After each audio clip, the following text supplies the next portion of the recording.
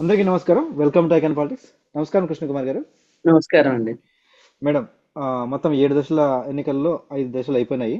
2024 సార్వత్రిక ఎన్నికల్లో ఏంటి, ఎలా ఉండబోతుంది, ఎవరి వైపు ప్రజా తీర్పు ఉండబోతుంది, ఏ పార్టీ గెలిస్తే అంటే ఏ కూటమి గెలిస్తే, ముఖ్యంగా రెండు కూటములు ఉన్నాయి.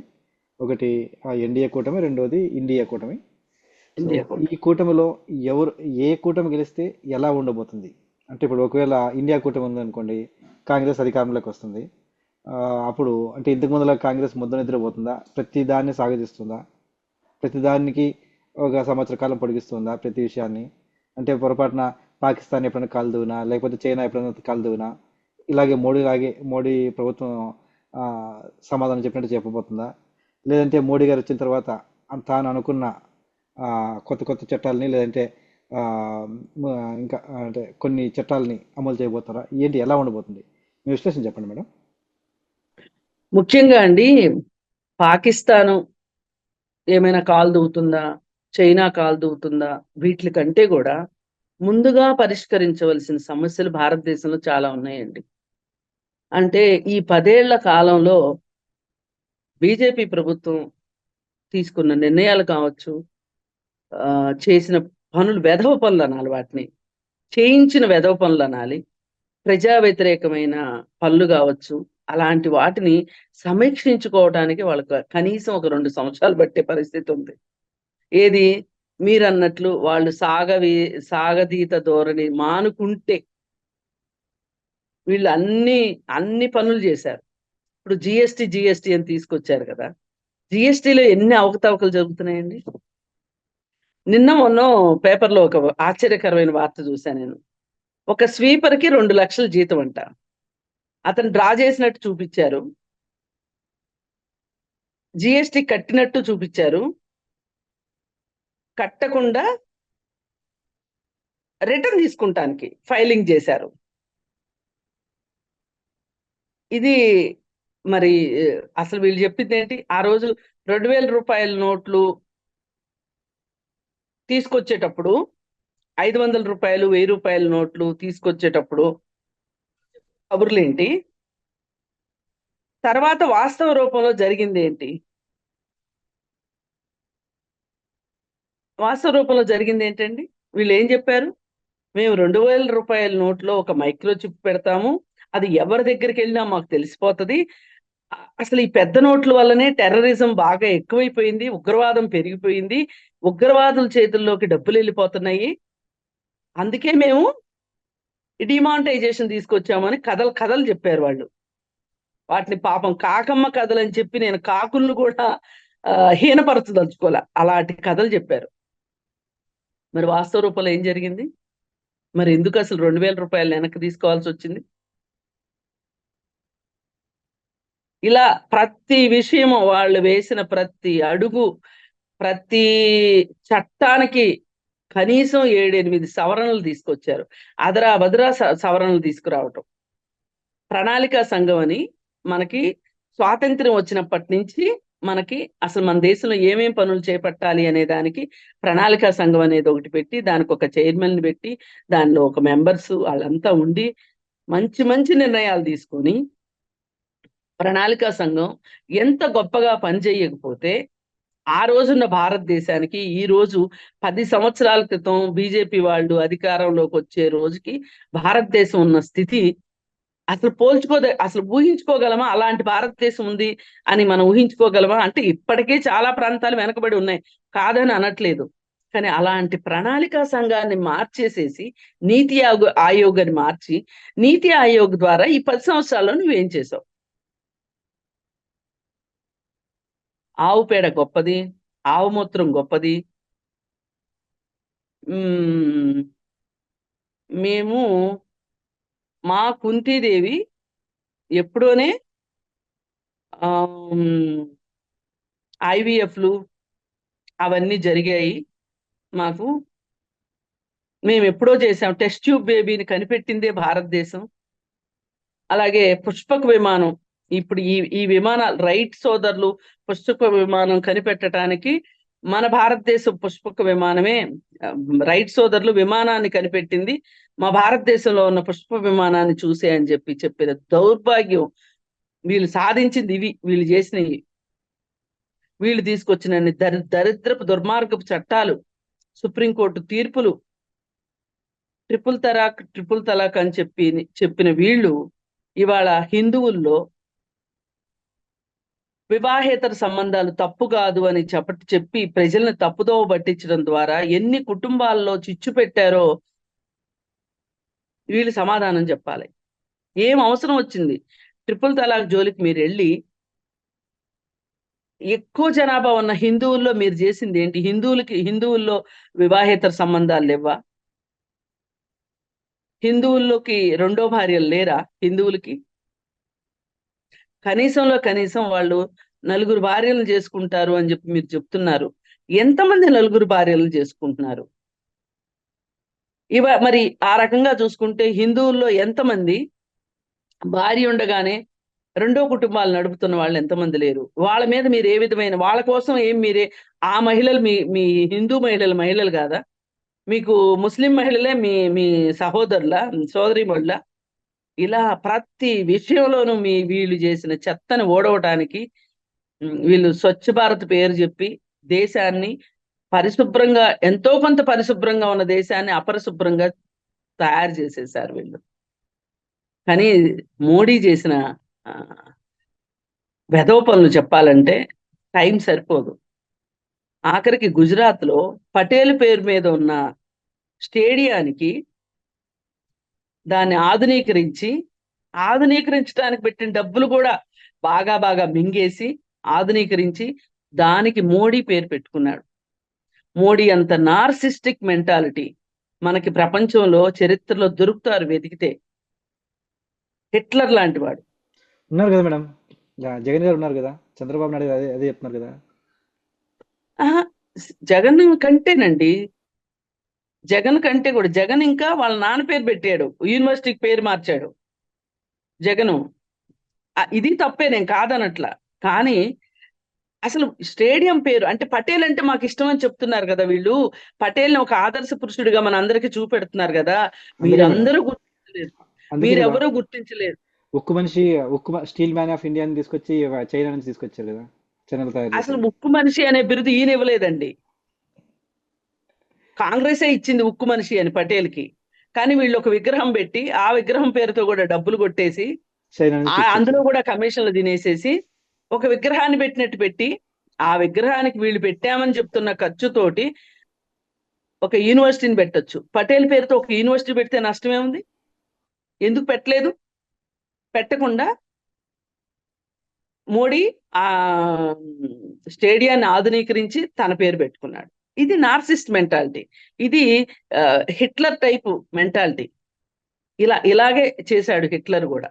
సరే, ఇవన్నీ అసలు ఈ రోజు ఈ 10 సంవత్సరాల కాలాన్ని గనక తీసుకుంటే గనక మన భారతదేశంలో పేరెన్నిక గన్న ఒక విద్యా సంస్థ, ఒక వైద్య సంస్థ, అలాగే పేరెన్నిక గన్న ఒక నీటిపారుదల ప్రాజెక్ట్, ఇలా ఏమీ చేయలేదు 10 ఏళ్ల కాలంలో.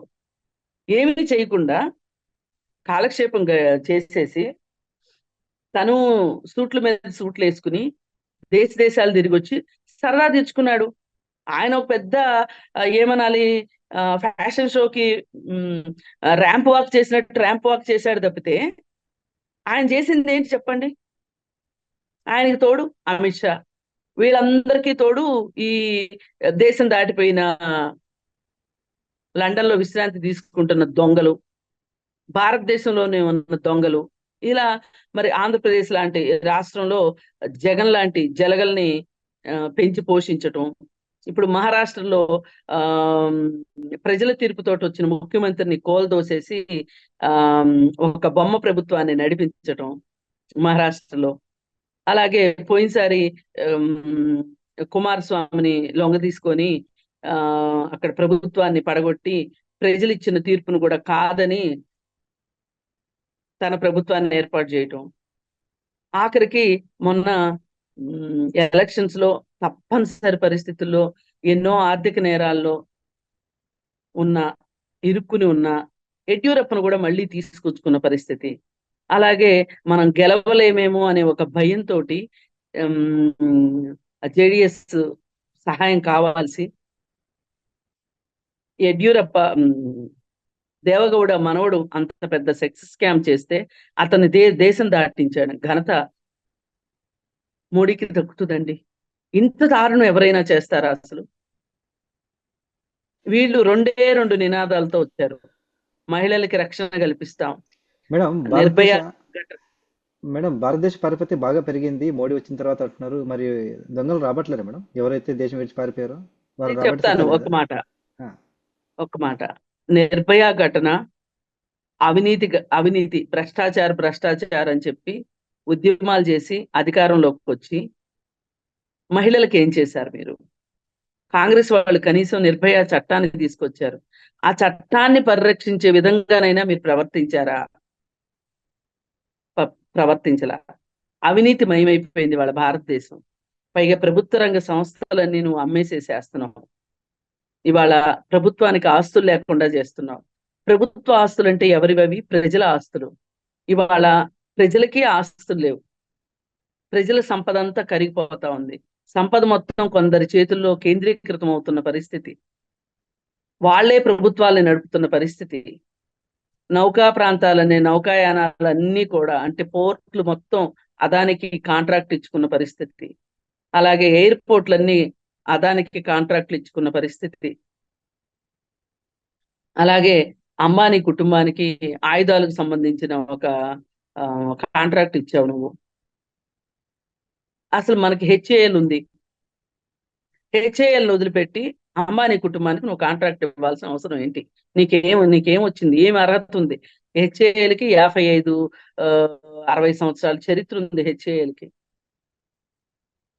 నిన్నగాక మొన్న పెట్టిన కంపెనీకి నువ్వు కాంట్రాక్ట్ ఇప్పించావు. అది దేశ భద్రతకి సంబంధించిన కాంట్రాక్ట్. అసలు దేశ రక్షణ శాఖలో కూడా నువ్వు విదేశీ ప్రత్యక్ష పెట్టుబడుల్ని రానిచ్చావు అంటేనే నీ అంత దేశద్రోహి ఇంకొకడు ఉండడు. మరి ఈయన ప్రతిష్ట ఏముంది అంటే, మణిపూర్ గురించి చెప్పుకోమనండి ఎక్కడికన్నా వెళ్ళి. ఇవాళ భారతదేశంలో నిరుద్యోగం తారాస్థాయిలో ఉంది. ప్రపంచ అధ్యయన సంస్థలు చెప్తున్నాయి, అంతర్జాతీయ సంస్థలు మొత్తుకుంటున్నాయి. మరి ఏంటి దాని సంగతి ఏంటి చెప్పండి? ఒక్క పథకం, మోడీ తీసుకొచ్చిన పథకం అంతర్జాతీయ స్థాయిలో పేరెనిక గనదా చెప్పండి?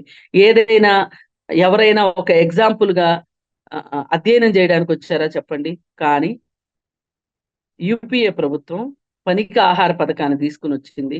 ఈ పనికి ఆహార పథకాన్ని స్టడీ చేయడానికి చాలా దేశాల నుంచి వస్తున్నారు. ఇది ఘనత అంటే. మరి ఈ పనికి ఆహార పథకం ఉండబట్టే భారతదేశంలో ఆకలి చావులు నివారించగలిగారు అని చెప్పి అంతర్జాతీయ సంస్థలు కొనియాడుతున్నాయి. అలాంటి పనికి ఆహార పథకానికి కూడా తూట్లు పొడిచేలాగా నువ్వు ఎన్నో చేసావు. వాటికి నిధులు ఇవ్వకుండా అందులో పని దినాలను తగ్గించేసి ద్రవ్యోల్బణానికి తగ్గట్లుగా ఆ డబ్బులు పెంచకపోవటం, వాళ్ళకి ఇచ్చే రోజువారీ వేతనాన్ని పెంచకపోవటం, ఇవన్నీ నువ్వు దరిద్రాలు చేశావు. అందుకని చెప్పి ఏదన్నా చేయనివ్వండి, అంతర్జాతీయంగా కావచ్చు, అంతర్గతంగా కావచ్చు, మోడీకి పసలేదు అనేది అర్థమైపోయింది. ఆయన ప్రతిష్ట అంతర్జాతీయంగా మసకపారింది. అలాగే దేశం లోపల మోడీ గాలి అని చెప్పారు, మోడీ హవా అని చెప్పారు కదా. మోడీకి దేశం మొత్తం ఎదురుగాలి వీస్తుంది అని చెప్పడానికి నేనేమీ సంశయించట్లేదు. చాలా విషయాలు ఉన్నాయి అలా చేయడానికి. ఎదురుగాలి ఎందుకు వీస్తుంది అనే దానికి ఇందాక నుంచి మనం మాట్లాడుకున్నవన్నీ ఇంకా చెప్పనివి చాలా ఉన్నాయి. అయోధ్య గురించి వాళ్ళు చాలా గొప్పగా చెప్పుకున్నారు. అయోధ్య అని చెప్పుకున్నారు. అయోధ్య వల్ల కూడా ఏమీ ఉపయోగం లేదు అనే సంగతి అర్థమైన తరువాతనే వాళ్ళు చంద్రబాబు నాయుడు వ్యతిరేకంగా ఉన్నాడని తెలిసి కూడా చంద్రబాబు నాయుడు దగ్గరికి వచ్చి బతిమలాడి బామాలి అసలు ఎన్నో రకాలుగా ప్రయత్నం చేసి, అసలు ఆ రోజు పొత్తు కోసమే జగన్ తోటి కలిసి అరెస్ట్ చేయించింది పొత్తు కోసం. అది కుదరకపోయేసరికి ఇంకా ఇంకా ఇంకా ఇంకా ఆ అతనికి ఎలక్షన్లు సజావుగా జరగనివ్వమని, వ్యవస్థల్ని పనిచేయనీయకుండా స్తంభింపజేస్తామని, నీకు వ్యతిరేకంగా చేయిస్తామని ఇలా నయానా భయానా బెదిరించి ఒక రాక్షస వివాహ పద్ధతిలో ఆమ్, కూటమిలోకి తీసుకొచ్చుకున్నారు. ఎక్కడ చంద్రబాబు నాయుడు కూటమిలోకి వెళ్తాడో అనే ఒక భయంతో వాళ్ళు తమ కూటమిలో చేర్చుకోవటానికి ప్రయత్నం చేశారు. ఆ చేసేటప్పుడు కూడా ఒక రకంగా చంద్రబాబు నాయుడు కూడా చాలా డోలాయమాన పరిస్థితిలో ఆలోచించి ఇప్పుడు గనక ఎలక్షన్స్ లో గనక గెలవకపోతే ఇవే తెలుగుదేశం పార్టీకి చివరి ఎన్నికలు అవుతాయేమో అనే ఒక భయంతో ఒక రకంగా తనకి ప్రజాబలం ఉందని తెలిసి కూడా ఎక్కడ ఓట్లు వేయనివ్వరు. ఇప్పుడు చూస్తాం కదా మనము, బీజేపీ ఉంది కూటమిలో అంటేనే ఇన్ని గొడవలు జరిగాయి అంటే మనం ఊహించుకోవచ్చు. కూటమిలో గనక చేరకపోయి ఉండన్నట్లయితే గనక చంద్రబాబు నాయుడు ఆ, ఇండియా కూటమిలో ఉండుంటే గనక ఆంధ్రప్రదేశ్ లో ఎలక్షన్స్ ఏ విధంగా జరిగుండేయో మనం ఊహించవచ్చు. కాకపోతే చంద్రబాబు నాయుడు లాంటి ఏ, బలమైన నాయకుడు ఆ కూటమిలోకి వెళ్ళడం వల్ల మోడీ కూటమికి అంటే ఎన్డీఏ కూటమికి చాలా బలం వచ్చింది. ఒక రకంగా నైతిక బలం కావచ్చు, ఓటింగ్ బలం కావచ్చు, ఏ రకమైన బలమైనా వచ్చింది. ఆ బలాన్ని ఇచ్చాడే అనే ఆ, బాధ తప్పితే ఏది ఏమైనా మోడీ ఓడిపోబోతున్నాడు. ఇది చాలు మనకి. మోడీ ఓడిపోవడం కావాలి. ఇవాళ చంద్రబాబు నాయుడు ఉన్నా లేకపోయినా మోడీ ఓడిపోయే పరిస్థితిలోకి ఇవాళ రాజకీయాలు వెళ్ళిపోయినాయి. ఇవాళ పరిస్థితులు అలా ఉన్నాయి కాబట్టి ఆ, ఇంకెంతకంటే మోడీకి వ్యతిరేక పవనాలు వీసినాయి కాబట్టే వాళ్ళకి అర్థమైపోయింది కాబట్టే వాళ్ళు అసలు 3 రాష్ట్రాల్లో పోటీకే దిగలేదంటే ఇంక వాళ్ళ పరిస్థితి అర్థం చేసుకోండి. వాళ్ళు ఎంతసేపు కాంగ్రెస్ ని లక్ష్యంగా చేసుకుని మాట్లాడుతున్నాడు తప్పితే మోడీ నేను ప్రజలకు ఇది చేశాను, ఇది చేస్తాను అనే పద్ధతిలో అసలు ఆ, మోడీ మాట్లాడట్లేదు. మోడీ ఒక రకంగా ఇండియా కూటమి ఫేవర్ లో బతుకుతున్నాడు. ఆ, ఏది ఏమైనా జూన్ 4వ తారీఖున తెలిసే అవకాశం. ధన్యవాదాలు మేడం. ఖచ్చితంగా మీరు చెప్పినట్టు బీజేపీ వస్తే యా చైనా కానీ పాకిస్తాన్ కానీ రామ మందిరం కానీ వీటి మీద ప్రచారం జరుగుతుంది ఖచ్చితంగా. లేదా ట్రిపుల్ తలాక్, అవి ముస్లిమ్స్ కాదండి, అవి ముస్లిమ్స్ ప్రజల సమస్యలు కాదండి. అదే ప్రజా అవి సమస్యలు ఉండవు, పా- క్రియేట్ చేసినవి ఆ ఇవన్నీ. ఆ ఇవి చూపించి ఉమ్, ఇప్పుడు ఒకటండి, ప్రజలు ఎవరైనా గుడి కావాలనుకుంటారా, ఉద్యోగం కావాలనుకుంటారా, ఈ పూటకి తిండి దొరకాలనుకుంటారా, లేకపోతే గుడి ముందు అడుక్కోవాలనుకుంటారా చెప్పండి. ఉమ్, ఇదే గీట్రాయి. గుడి ఎవరికి కావాలండి? ఇంట్లో కూర్చున్న రాముడు కనిపిస్తాడు భక్తులకి. ఇంట్లో రాముడు ఫోటో పెట్టుకుంటే చాలదా అండి? అలాగే ఆలోచిస్తారు ప్రాక్టికల్ గా ఆలోచించే ప్రజలు ప్రజల్ని ఇట్లా ప్రాక్టికల్ గా ఆలోచించనీయకోకుండా ఉండడమే వాళ్ళు చేసే పనులు. అదే మేడం, చూద్దాం మరి. సో కనీసం ఇండియా కూటమి అయినా సరే ఒకవేళ గెలిస్తే వచ్చిన తర్వాత ఖచ్చితంగా అంతర్గత సమస్యలు చాలా ఉన్నాయి, వాటిని అన్నిటినీ సరిచేసి మళ్ళీ దేశానికి మంచి పాలన ఆశించాలని ఆశిద్దామని. ధన్యవాదాలు మేడం.